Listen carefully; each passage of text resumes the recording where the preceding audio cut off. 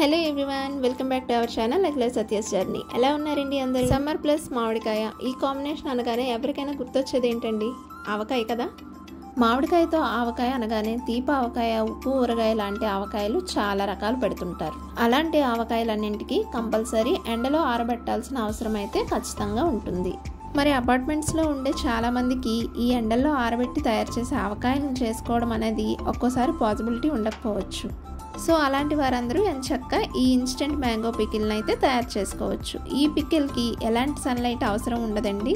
ఈ పికిల్ని తయారు చేసి ఎంచక్క కంటైనర్లో పెట్టేసుకొని ఒక 3 days అట్టే పెట్టేసి తర్వాత మనం వాడేసుకోవచ్చు. సో ఈ ఇన్స్టెంట్ పికిల్ లేదా మనందరం పిలుచుకునే పచ్చడి ముక్కల్ని ఎలా చేసుకోవాలో ఇప్పుడు చూసేద్దాం రండి.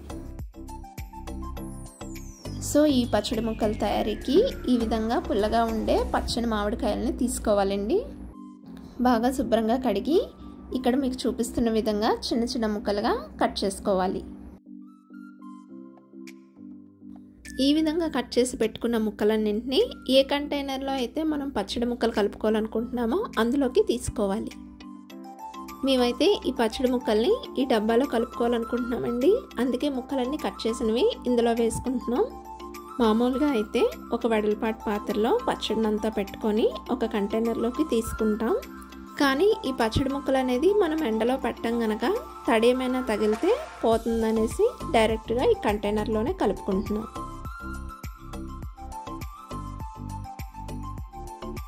సో ఈ విధంగా ముక్కలన్నీ కట్ చేసి పెట్టుకున్న తర్వాత మనం ఎంతైతే ఆవకాయ పెట్టుకోవాలనుకుంటున్నామో అన్ని ముక్కలకి సరిపడా పసుపు, అలాగే ఉప్పు, కారం. మేము ఇక్కడ కారం 3 మ్యాంగో చిల్లీ పౌడర్ వాడుతున్నామండి. ఆవకాయలకి 3 మ్యాంగో చిల్లీ పౌడర్ అయితే మంచి రుచినిస్తాయి.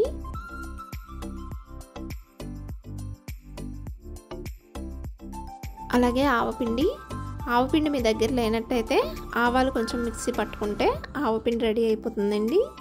అలాగే రుచికి సరిపడా బెల్లం తురుము, 1 కప్పుడు ఆయిల్ వేసుకొని బాగా కలుపుకోవాలి.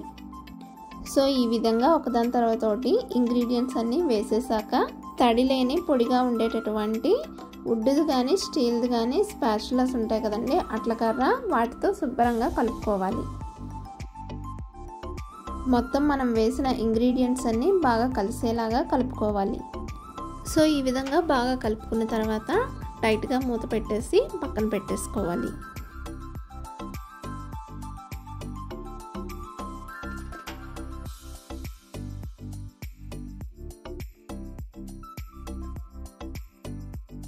సో నెక్స్ట్ డే ఈ విధంగా క్యాప్ తీసి చూసామంటే బెల్లం అది కరిగి ఈ విధంగా జ్యూస్ ఫామ్ అవుతుందండి.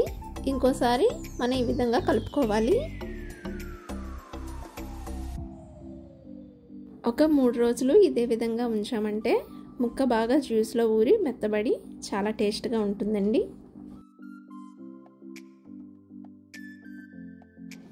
చూస్తున్నారు కదా, ఇది మేము పచ్చడి ముక్కలు పెట్టిన 3వ రోజండి. ఎంచక్క తినడానికి సిద్ధమైపోయింది. ఇప్పుడు ఒక బౌల్లోకి తీసుకుందాం. సో చూసారు కదండి, ఎంత సింపుల్గా అసలు ఎండలోకి వెళ్ళే పని లేకుండా ఇన్స్టెంట్ పికిల్ని ఎలా తయారు చేసుకోవాలో మీరు కూడా ఒకసారి తప్పకుండా ట్రై చేయండి. ఈ ఇన్స్టెంట్ పికిల్ మనకి రైస్తోనే కాకుండా ఉప్మా, దోశ, ఊతప్పం లాంటి టిఫిన్స్తో కూడా ఎంచక్క తినొచ్చండి. సో చూసారు కదండి, ఇది ఇవాల్టి వీడియో. ఇంకొక కొత్త వీడియోతో మళ్ళీ కలుద్దాం. Until then bye bye. Thank you for watching.